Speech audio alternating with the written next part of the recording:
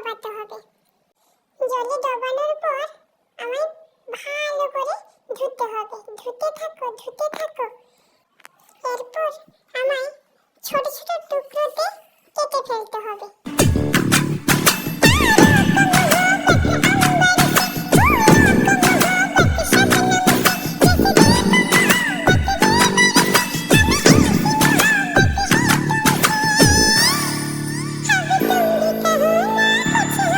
আমাকে ছোট ছোট টুকরোতে কাটার পর একটা পাত্রে আমাকে স্লো মোশনে রেখে দিতে হবে।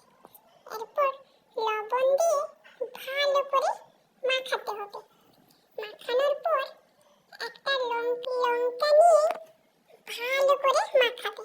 যদি বেশি ঝাল খেতে চাও তো বেশি লঙ্কা দিবে, সেটা সম্পূর্ণ তোমার উপর নির্ভর। তারপর আমার এক টুকরো